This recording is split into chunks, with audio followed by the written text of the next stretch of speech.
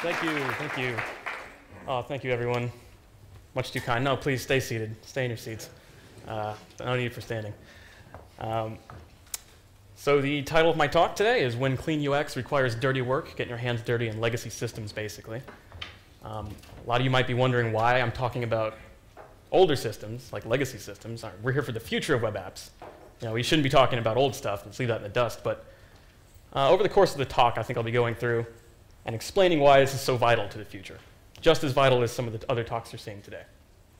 Hopefully, I'll convince you. So here's the outline, basically. First, we'll talk about the nature of technical debt on the web, where I find it most often, where you're going to encounter it on your day-to-day basis. Some of the root causes behind it, and how it affects user experience, and vice versa, how user experience affects and creates technical debt.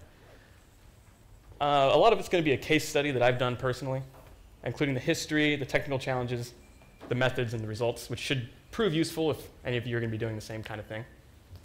And lastly, just identifying it in the workplace with some examples, solutions, and then I'll leave you with some actionable items, which will leave us all ready for lunch or something. So a little bit about myself. That's me, and that's my Twitter handle. I've got like 20 followers, so if anyone wants to follow me, I'm just saying, that might be great. I'm not going to grovel. I work for a company called Media Temple, like the other Ian said. You've probably heard of him. We're a premium web host from Los Angeles, California. So I am from Los Angeles, and I love it here despite that water falling from the sky. I don't know what that is. We don't have that in California. Is that like rain? I'm sorry. It's new to me. But I'm really loving it here, honestly. Everyone in London is so proper and nice and cordial. Until I call it soccer. And then for some reason, just everyone's just mad. Like, people just, they don't accept calling it soccer. I guess it's called football. I don't know. Which is funny, because I'm actually a big fan of a soccer team called West Bromwich Albion, which perhaps some of you have heard of. Where I'm from, no one has heard of them. I'm almost certainly the biggest Albion fan in the United States. Probably the only Albion fan in the United States, actually.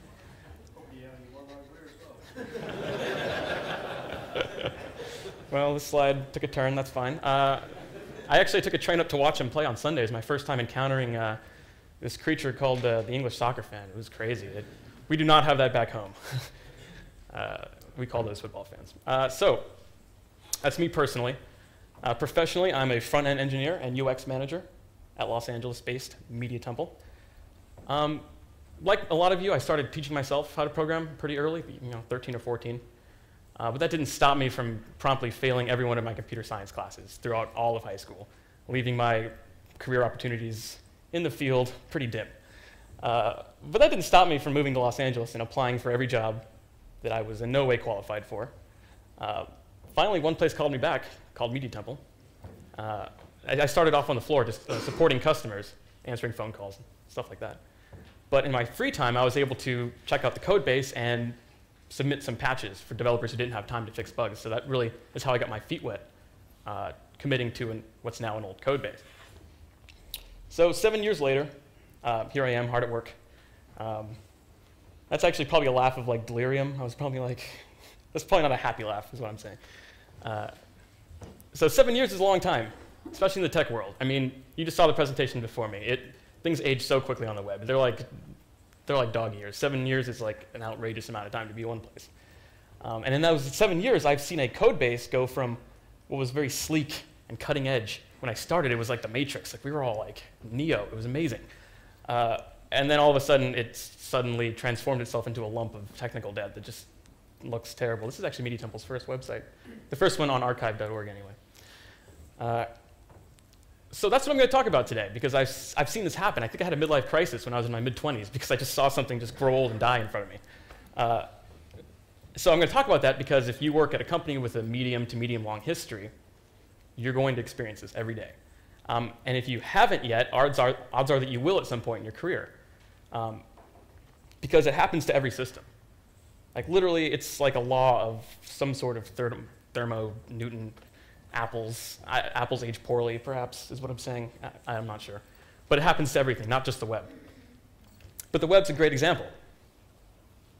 Because we're basically all old enough to remember when the web looked like this. This wasn't that long ago, what, 12, 15 years maybe? Maybe some of you don't quite remember. But This was at one point a good user experience on the web. This was more than adequate. This was like cutting edge.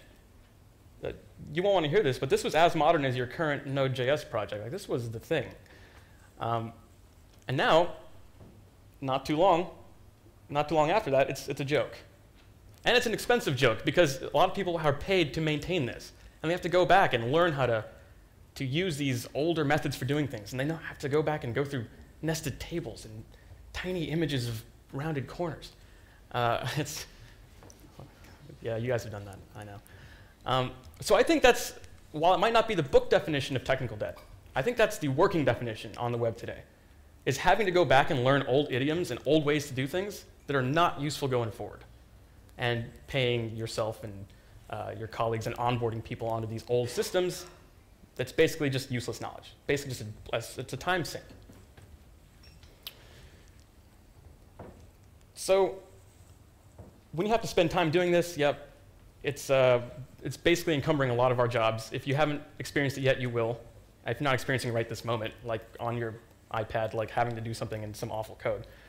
I don't think the reason it happens is why you think it happens. A lot of people think it has to do with like standards. They think standards are moving too fast. Normally when I ask people why their job is so difficult, a lot of them think it must be due to standards moving like super fast. Well, faster than that, just like flames.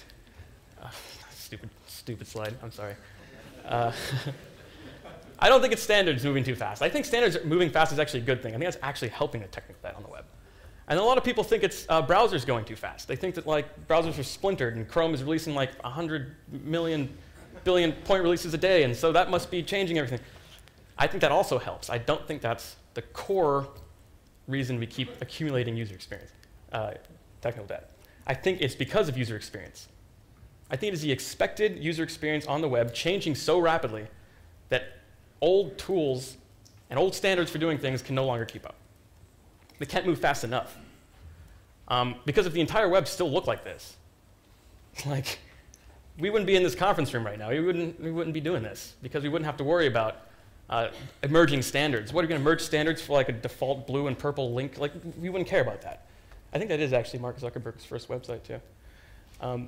So if Facebook looked like this, we'd all just be back-end developers, right? None of us would be sitting here caring about user experience and the future of web apps. It's because users started expecting delightful experiences, and those experiences change as the industry moves forward. Right? Once, it wasn't just programmers on the web anymore. It used to just be like C and Perl programmers were the only ones who could make websites. So user experience, was it lacked. But now now it's not too hard to get on the web, and people who are passionate about user experience and passionate about design are the ones who can make useful sites. So once we started expecting these wonderful sites, the standards were no longer relevant. Here's an analogy I thought up while drunk, which you just have to bear with me, honestly. Imagine like this old television, old telly set, as you would say. Your site, your old code base, might be something akin to the channel changer, in that it becomes obsolete, not because anything about the standards of channel changing. That didn't change. Why that's obsolete now is because we've got 300 channels. You can't use a knob anymore. It's just like the user experience just changed so rapidly. Yeah, that was a drunk analogy. Sorry about that. So my experience here comes mostly from one app, the Media Temple Control Panel. If any of you are or were customers, you probably remember this. It was called the Account Center. Actually, that's wrong. It was Account Center, one word, because everything was camel case in 2003. I don't know why. We didn't have time for spaces or something. I can't figure it out. Like the Matrix, I don't know. So little known info. I don't think this has ever been publicly disclosed before. This was actually designed, as far as I can tell, by our founder around the year 2002, 2003 in Dreamweaver. Like, he made this on his personal Dreamweaver app in 2003. And it has been in use since that date up until this year. Now, of course, this was like as sleek and cutting edge as it got back then. Like, this was the shit. Like, 16 by 16 pixels, like, are you kidding? Like, icons, are you kidding me? That was new. And people came to us because of the great design. In fact, when I started, people were still switching to us because of how excellent this app was. But in the last 6 or 7 years, I mean, things aged so quickly that it instantly became a big lump of technical debt for us to manage. Managing a Dreamweaver template in the year 2014 is just, it's hell on earth. It literally is. You know, and in that time frame, we had so many developers. We had like at least a dozen developers who had never met each other had committed to this code base. And they made new pages by copying and pasting old ones. And it had amassed so much technical debt, also thanks in part to its backend, which we couldn't touch at this point. It was too deeply ingrained with our billing and our customer systems. It was a Perl-based templating system, which I'll keep that nameless for now. Many of you will probably figure out what that is later on. But if you changed a variable name, for instance, you had to restart the web server to see the change. So it drives you to drink, basically.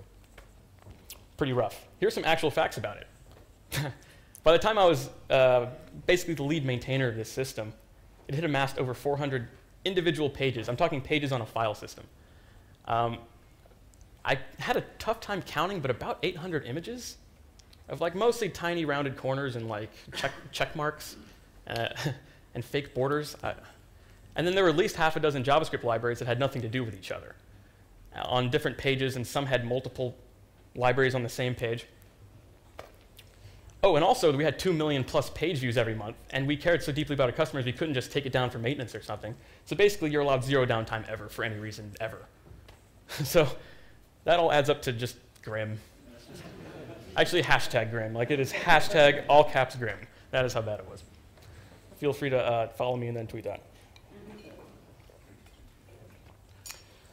So fortunately things began to change when we hired a creative director by the name of John Setson, who took our old website, which was still, you know, it was starting to show its age a little bit, a lot of metal, a lot of fire, a little bit matrix. You know, it's good, it's good. I know the designer, he's a great guy. So our creative director recognized that we need to move forward into the modern era, so we redesigned the site. And it was responsive. For once, amazing. And it was built on a modern platforming system. It was great. And this unfortunately made our account center look a little bit even more dated, because you go from something like this to the aforementioned control panel. But this started the ball rolling. This garnered some momentum, especially from the stakeholders and the executives who were making the decisions on what large projects to start. So here's a little takeaway. If you're going to be working with a company or a client who obviously are very invested with the bottom line, how do you convince them to do something like a complete code overhaul? They're not developers. They don't care that you have to go through and, you know, if you want to change a nav bar, have to edit this stupid image sprite and take like 8 hours to change the color. Like they don't know. But that's the thing. You have to let them know how much time and money they're wasting. Changing or adding a tab to a nav bar should be what, like 13 seconds? You need to let them know every single time that it took you 13 hours. And we found that documenting this and presenting it to them often was more than, like they changed their minds pretty quick when they did the math, I think. So it becomes a priority. So we got the executive buy-in, basically, and we set out our list of requirements. This is also a little hashtag grim, because it's, I'm going to start saying that. So it's an enormous web app that's live-in, and we have hundreds of thousands of customers using it, and we don't want to interrupt their experience. So you can't update one page at a time. Like you can't have a customer log in, do something, click a little 16 by 16 icon, and then get an actual beautiful web. They won't understand what's going on. It'll be too jarring. So basically, it has to all be done at once, more or less, which is a little bit daunting. And it's a live production environment with many thousands of customers. It has to basically be perfect at launch. You can't give them just a beta or an alpha or something. You have to just give them a perfect product right off the bat. Oh, that's right, and 0 downtime. So some of you are shaking your heads. This is fairly typical asks, I think, for a web developer, so we weren't that shocked. So how do you sum up all these requirements and take care of all of it at once? The answer for us was something called parallel development. Basically, it's pretty simple. Some of you might have done something like this. We just took the document root, basically, for the account center, and just duplicated. We just made a copy. And then in our dev environments, in our sandboxes, we pointed the document roots to the new one, and left production alone. So production customers were still seeing the old one. They weren't seeing anything we're doing behind the scenes. But we could go through in our dev boxes and update one page at a time, piecemeal. And we could get all of our scaffolding in place and take as much time as we needed. The only downfall to that is that we had to, when anything was changed on production, we had to go back and change it live, real time in our dev boxes. But it's better than what our like sysadmins were. Honestly, like our sysadmins were like, just do a branch, just do a git branch. I'm like, dude, it's gonna take 6 months. Are you gonna do the merge? No. So this is how we did that. Listing and categorizing the pages. Honestly, I could probably do a whole other presentation on this because when you have 400 plus pages on a file system, just getting a list of them is actually a pretty daunting task. I'll sum it up really quick. We just did a whole bunch of greps, listed them all, and then cross-reference that with Google Analytics. You want to make sure you don't miss any pages that are actually being hit in production. And then we basically summed them up into 6 different page types. You know, icon fields or form elements. Like we basically put 6 different page types in front of a designer, and he designed the look and feel for each one of them. We then kind of ported that into our internal UI toolkit, which is wonderful. We nicknamed it Aura Strap because a friend named Aura made it, and I hope we can release it to the public one day. It's beautiful. And then basically we just set to work, 1 page at a time. That's all you could do. So what kind of estimates are we looking at here? Originally we had guessed about 4 to 6 months based on the workload. You know, I could do this many pages a day. We have this many developers, this many pages. Well, in reality, it took about twice that. So here's my advice to you. If you're looking at a system that's this old, that has multiple developers committing to it who had never met each other, take your estimate and just double it. Just literally just times 2. And my speaker note here says weakest slide of my entire talk. So I kind of phoned this one in. Sorry, guys.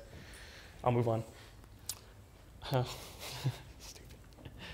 So we set to work on this huge list, enormous list of pages. It's lots of coffee involved. It's a very caffeinated app. And after like 6 or 7 months, we're getting close to the finish line. It's time to plan the integration, because we can't just flip a switch without extensive testing. That would just be too risky. Plus, then 20,000 customers would log in and see something they weren't expecting, even if it was perfect at launch. So we didn't want that.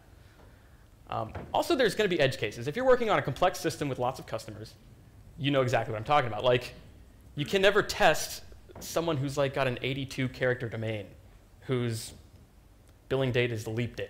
Like, you just can't test that in dev. But that happens all the time in production. Like, literally, that has actually happened.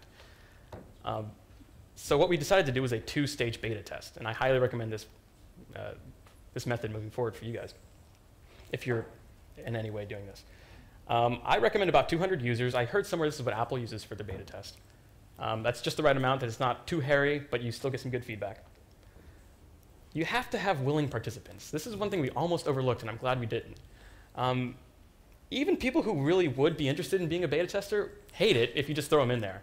Like, I would love to test a new Google Mail, like new Gmail, but like, if they made me, I'd like, fuck off, Google. Like, I don't want to do that. I don't know. I guess web developers are kind of like fickle about that. I'm not sure. So, also, you should be using people who are well-versed in the old software. So we did a search for customers older than 4 years who had more than 10 logins a year. So they were familiar with the app. They used it on a regular basis.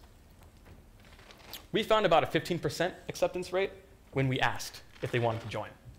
I expected it to be much higher, but we ended up sending out about 1,200, do you want to join invitations? And we got about 180 people responding. So you should plan on about a 15% acceptance rate. Maybe. Your mileage may vary.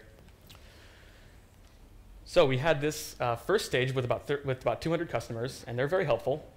Uncovered some pretty serious bugs that we had to fix immediately. And after 30 days, we moved to an open beta for all of our customers, phase 2. Basically, we gave them this new bar at the top of the account center that said, you can toggle the new one. Give it a try. Click the button, you'll see it. Then you can click it and go right back. Like, no problem. You can just do it real quick. No one does it. I was surprised, but hardly anyone clicked that stupid button. I have a feeling all you guys probably would. You'd be interested in a new experience, but the vast majority of customers who have a task to accomplish don't care. I guess they just look at it and just keep on scrolling. I can't tell you why. So first we were a little concerned. We thought, oh, no one's checking it out. People are going to be surprised when we pull the trigger and make the switch. But I don't think that's the case, because if they actually cared, they would have checked. And in the back of their head, they'll know that something's going to happen eventually. So when the switch happens, they'll be, it's kind of cushioned the fall a little bit. So during this customer-wide beta, we lasted another 30 days. We collected over 466 pieces of feedback. That's the thing. You're going to get a lot of feedback that has nothing to do with bugs at all. You will get people complaining because they want to see this server, or you should have this product, or my dog is sick. Like, it's stuff that does nothing to do. And that's fine. You know, you have to accept that. You should fix the stuff that's broken, fix the functionality bugs, and then don't be afraid to table suggestions. Just put it on the backlog. You can get to it later, but I can't build a new CDN product before the beta launches. That's happening in a week. Thank you for your input. So finally, and this is, I'll let this one ferment a bit because it's like the most beautiful git commit message in the history of the world. Remove legacy account center with a minus, what is that, 142,000 lines of code. So we swapped the document root, made sure everything was good, and then just git deleted that. And it was, like, I will tape this to my wall and just stare at it, like, just like feeling wonderful about myself. So the new thing was live, and we just popped the champagne. Actually, we just went back to work because we're web developers and no one pops champagne for us. You all know this. So anyway, the overhaul was done, and no one was like rioting in the streets. Customers weren't leaving us, so that was honestly better than champagne for me. And I would consider it today the most unlikely and the success I'm most proud of in my career. And you'll probably see why if I show a little before and after. A typical page, for those of you who were customers or are customers, this will look a little jarringly familiar. A typical page will look like this. Lots of copy, obviously designed for a monitor no larger than 800 pixels across, light gray on light gray font for some reason. That same page now looks like this, which looks beautiful on even a cinema display, all the way down to a tablet. And if you think that's a pretty big difference, this was that same page on mobile before, literally unusable. I think that the nav tabs are like smaller than the width of a human finger. They're tiny, you can't use them. And afterwards, it looks like this, a modern mobile web app. It's actually something that works and you can use on your device. So making the site responsive was a huge win for us.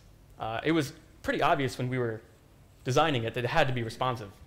And I'll get to in a minute why that was so big. But we do now have a responsive web app. So for the user experience people and the lay persons and our bosses, that was great. They loved seeing that. For you guys, you'll love seeing this. This was the old account center.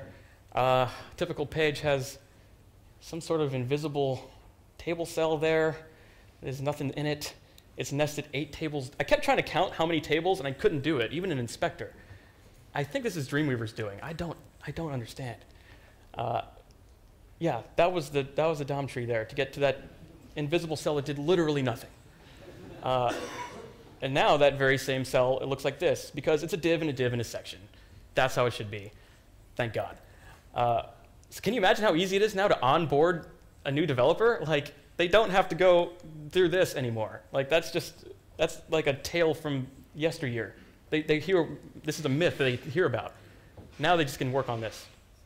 I can actually go into work every morning like looking forward to working on the web app because it's actually a decent piece of code.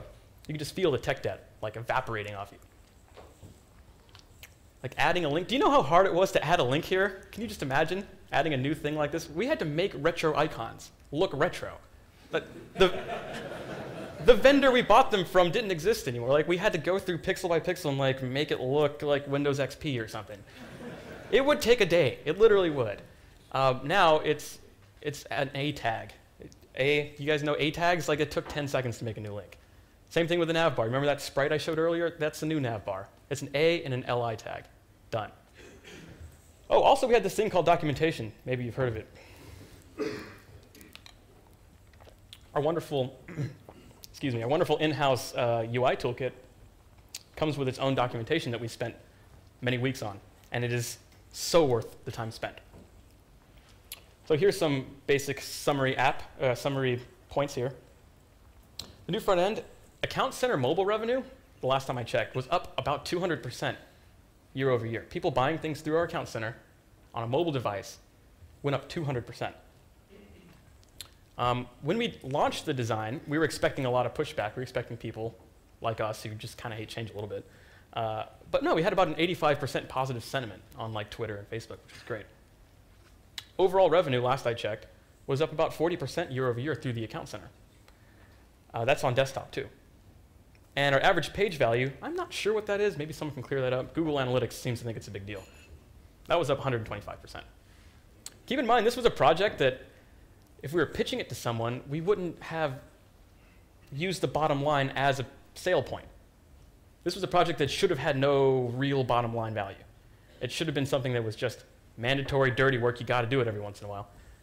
But it ended up, as you can see, being wildly successful for the bottom line. It ended up being something that was extremely positive to the stakeholders and the executives who made the decision.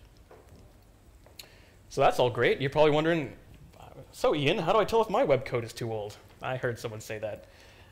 Well, you're in luck, because here are the top 5 signs that your web code is too old and you need to do something about it. Oh, asterisk, I've actually seen all of these things live in 2014, living on actual pages that people can visit. Number 5, kind of, we already visited this, tables for freaking everything. Why did we do this? That's like 8 tables to make an empty cell. You guys want to guess why tables were invented? To display tabular data, not to design a website. Like if you want to make an Excel spreadsheet, use a table. Otherwise, the solution, just stop doing that. If you encounter one, just stop. Just take it out. Use a div. It's 2014. Use a div. Number 4 sign that your web code is too old, inline CSS. Oh, don't read that. I'm sorry. That is ghastly. In fact, if you have ever written CSS in your life, don't read that. You'll probably just have a heart attack. That is like mortally bad. Like inline CSS of that magnitude, it's like if you bought a guitar and then you tuned it once and then you welded the tuning pegs shut. Because why would you ever need to retune a guitar? It's like, stupid. Anyway, solution, if you come across one of these things, just stop it. Just don't. My solutions are basically pretty one track here, that's what I'm getting at. No, but use external CSS. Like that should be a given. Number 3 thing that I've actually seen on this planet, URLs for doc types. Okay, I have an interest. I want someone to talk to me about this, because I don't know why we ever did this. Have you noticed this? Doc types that have like a 180 character URL that has like the year 1999 in it? Why did we do that? Was that a thing? Like, did we think that URL would be around forever? Did my browser have to make a different HTTP request call every time? Like, stop doing that. Just cut it out. Oh, the solution for that is just doc type HTML. Done. How hard is that? Number 2, tiny images of rounded corners. Why? Why we did this? It was just, it's murderous. It's diabolical. I've heard someone say diabolical here. I love that word. Diabolical. Look at those things. Tell us your ideas. Yeah, I got an idea. Stop doing that. Almighty. So the solution for that is just border radius 5 pixels and you're done. That's one line of CSS. How much of the world's GDP do you think we spent paying web developers to make rounded corners pixel by pixel? I don't want to think about it. It's depressing. And the number 1 way you know that your web code is too old and you got to do something about it. Capitalize HTML tags. Ugh. Stop doing that. This is actually a thing. I'm sure some of you have seen this IRL. The reason I was doing research, I was doing research trying to figure out why we ever did this. I think before HTML3, the spec didn't say whether tags would be case sensitive. So a lot of developers were just doing all caps just to be safe. That ended in 1998. So if you see one of these things, just put it in a museum. That thing belongs at the Natural History Museum. Oh, that is grim. That's hashtag grim. All right. Everyone got those top 5 reasons? I'm sure some of you have seen them in person. Sorry. Some final notes. Wrapping all this thing up so we can go to lunch. A lot of you might still be thinking like, okay, this is great. You're going through all this crazy old code, Grandpa. Like, what's going on here? Why should I care about technical debt? I only build new stuff in a cave by myself.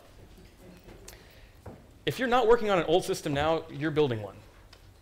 Like, let that sink in for a second. You are literally doing that. You hope the code you write is going to get old. That's best case scenario. This will affect every single one of us, even if you're coding in like a cave of some sort. So you need to take note of some very practical tips. One of them being a huge portion of this front-end tech debt that I went through comes from when you try to hack together something really small. Like, oh, it's just a border radius. I'll make a tiny little image of a border because CSS 3 isn't out yet or something. Stop hacking so much stuff. Leave hackiness alone. where it's judicious to do so, just leave off the border radius. You know what I mean? Metaphorically. I understand, I get it. As web devs, we see it as a challenge. Like, oh, this thing isn't possible yet. Let me make it happen with these tools that aren't supposed to do that thing. Well, what ends up happening is that we have to maintain that for years, even after it becomes easy to do that thing. And you have to, I mean, the ramp-up costs for getting someone else to learn how you did that is outrageous. So please keep hacking this to a minimum. The other thing about that kind of goes hand in hand with that is that good code just lives forever. The thing never fucking dies. You will find code that is just ancient. It's like a vampire. Like, it just never die. You have to be documenting. You have to document. Your code will live forever. Write code as if it will live forever. And it probably will. You have to build time to document into your estimates. When you're like giving an estimate to a client or your boss, just build time into it to document. It is worth it. Even if it's a personal project. A lot of you are like, oh, well, I just make little apps, and never no one ever sees it, and I don't need to document it. You never know when that personal project will turn into a startup, and it'll turn into fucking Facebook, and then what? Then you're Mark Zuckerberg, and you're the only one who knows how to code the entirety of Facebook. So document for yourself, too. It's worth it. And lastly, when a new and simple way to do something that you did a crappy way comes out, do it. Go back and rewrite. Refactor your code. Go through your old code every once in a while. It's helpful. You'll learn a little bit about yourself, maybe too much about yourself. Always refactor it. You have to build time for maintenance into your job. I'll say that again. That's actually really important. You have to build time for maintenance into your job. If you have commit rights to a Git repo that someone's paying you for, they need to know part of your time is spent maintaining code that already exists. You can't just write it and leave it alone. That's not how it works. It's a living thing. And that's probably the byline here for future web apps is a large part of the future of web apps will be maintaining and upgrading older systems to the new standards, to the new code, to the new experiences. And if you make code in such a way that it begins bogging you down with technical debt, if you have to spend literally all day making new nav bar images and tiny pictures of rounded corners, then you can't do what you actually want to be doing, which is going out and building the future of the web. Thank you.